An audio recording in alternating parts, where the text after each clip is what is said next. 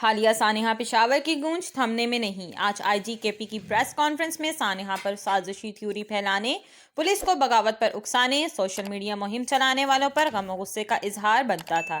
عمران خان نے سانحہ کو الیکشن ملتوی کرنے کی سازش قرار دیا، دبے الفاظ میں اداروں پر الزام لگایا۔ بے شک کاروبار سیاست میں دہشت گردی یا معاشی بحران آسودگی ہے۔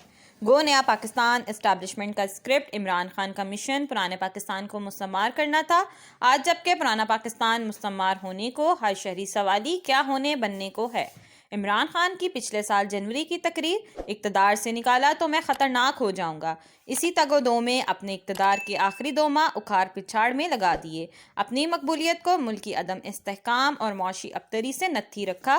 آخری دنوں آئی ایم ایف معاہدہ توڑنا، پٹرول کی قیمت میں کمی کہ بارودی سرنگ بچھ جائے، آنے والے دنوں میں مراسلہ کے ساتھ ساتھ موصوف نے اس پر بھی کھیلنا تھا۔ 2018 میں پروجیکٹ نیا پاکستان نافذ ہوا تو آغاز ہی بھیانک تھا۔ پاکستان کو استحکام، خوشحالی، امن و آشتی کا گہوارہ بنانے والا منصوبہ سی پیک پہلے حلے میں ہی دفنانا پڑا۔ سی پیک رخصت ہوا، معلوم تھا حالات بدتر ہوں گے۔ فوج میں نئے چیف کی تعیناتی مملکت پر ہمیشہ بھاری گزرتی ہے۔ نواز شریف توسیع نہ دینے پر مشہور اور ہمیشہ سے یکسو۔ نواز شریف کی بے کنی ضروری، ملک بکھر گیا۔ عمران خان نے آخری دنوں اقتدار جاتے دیکھا تو بدلہ لینے کا منصوبہ بنایا۔ آج لانے والوں کے چاروں طبق روشن ہو چکے۔ 25 مئی دوحہ قطر میں آئی ایم ایف نے جیسے ہی نئی حکومت سے ابتدائی مذاکرات شروع کیے، اسلام آباد پر 30 لاکھ نفوس یلغار کا اعلان کر دیا تاکہ آئی ایم ایف کے مذاکرات نہ ہو پائیں۔ امن عامہ تہوبالا کر کے گرتی معیشت کو مزید ضعف پہنچانا مقصد تھا۔ وطنی خوش قسمتی کہ عبرتناک ناکامی ہوئی۔ بعد ازاں شوکت ترین کا پنجاب اور کے پی کی کے وزرائے خزانہ کو فون کر کے آئی ایم ایف پروگرام میں رورے اٹکانا اسی سلسلہ کی کڑی تھی۔ عزم بالجزم ایک ہی ریاست کو راندہ درگاہ بنانا تھا۔ سری لنکا کے ڈیفالٹ اور دیوالیہ نے حوصلے بڑھا رکھے تھے۔ عمران خان کو معلوم تھا اور ہے، ایک دفعہ ملک دیوالیہ ہوا تو محبوب دوبارہ میرے قدموں میں ہوگا۔ ملک اندر عسکری اداروں کے خلاف دہشت گردی اور دوسرے مسائل بڑھنے لگے۔ لسبیلا ہیلی کاپٹر حادثہ یا حالیہ سانحہ پشاور، کہیں بھی شہداء اور لواحقین کو نہ بخشا گیا۔ سازشی تھیوریوں اور بغاوت پر اکسانے کے لیے اثر و رسوخ استعمال کیا، سوشل میڈیا پر تضحیک آمیز پوسٹیں وائرل کی، قانون نافذ کرنے والوں میں غم، صدمہ اور غصہ پھیلا۔ اسی سوشل میڈیا نے پاکستان کے ڈیفالٹ اور گرتی معیشت پر بھی بے معنی پروپیگنڈا میں وقفہ نہ رکھا۔ لوگوں کا حوصلہ پست رکھنے میں ہر حربہ استعمال ہوا۔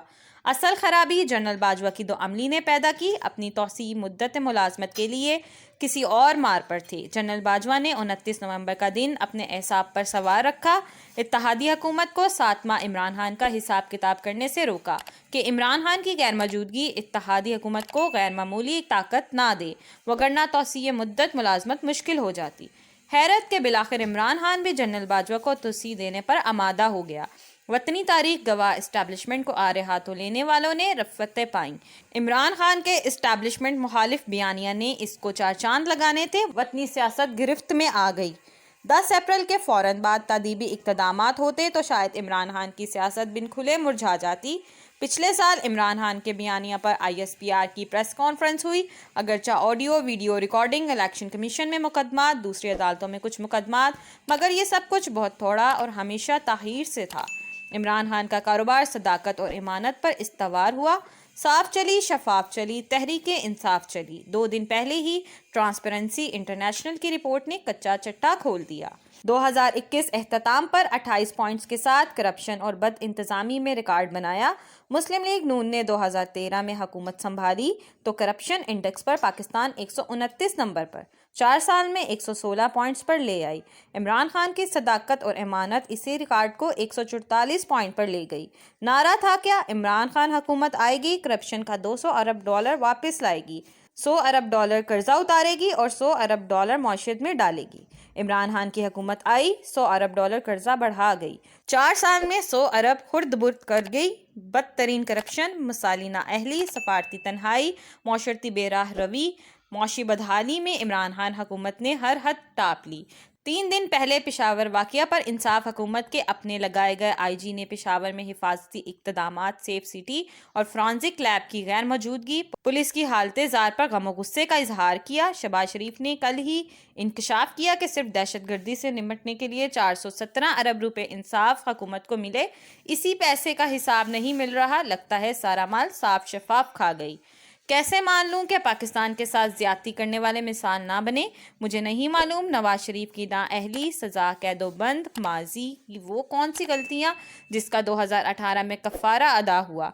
इमरान खान का कारोबार, सियासत, कल ही की बात जो कुछ नवाज शरीफ और साथियों के बारे में तजवीज़ किया, जो इंतकामी कार्रवाइयाँ हुई, जिस चक्की के 2 पार्टों से नवाज शरीफ को गुजरना पड़ा, आज मौसूफ उसी चक्की में खुद पिसने को। मुकदमात, नाअहली, कैदोबंद और पार्टी से महरूमी, सब कुछ इमरान खान के दरवाजे पर दस्तक दे रहे हैं। मकाफाते अमल और भी इस्टेब्लिशमेंट ने जिस तरह पाकिस्तानी सियासी जमायतों को बदनाम करने और ख़त्म करने के लिए एक फ्रैंकस्टाइन तश्कील दिया, जिस तरह इमरान खान को वसाइल मुहैया रखे, इमरान खान उसी मीडिया और सोशल मीडिया के असला, बारूद और उन्हीं के मनपसंद सहाफ़ियों के ज़रिए अपने लाने वालों पर हमला आवर हैं। माजी में अदारे ने जब सारे वसाइल इमरान खान को मुंतकिल किए तो अपना मुंजिम सोशल मीडिया और अपने मनपसंद सहाफ़ी भी हवाले कर दिए, आज बेईमाना तरीके से उन्हीं के खिलाफ इस्तेमाल में। मकाफाते अमल ये भी बहैसियत कौम हमारे अमाल की सज़ा के ऐसे सियासतदान, जर्नैल, जज हमारा मुकद्दर और नसीब बने। अल्लाह की बेआवाज़ लाठी बहुत सारों के खिलाफ हरकत में है। इस जंगो जदल में पाकिस्तान का मुस्तकबिल अल्लाह ही जाने, अल्लाह को क्या मंजूर। प्लीज़ हमारी वीडियोस को लाइक कीजिएगा, चैनल सब्सक्राइब कीजिएगा और बेल आइकन को क्लिक करना मत भूलिएगा ताकि मज़ीद मालूमात का सिलसिला आप तक जारी रहे।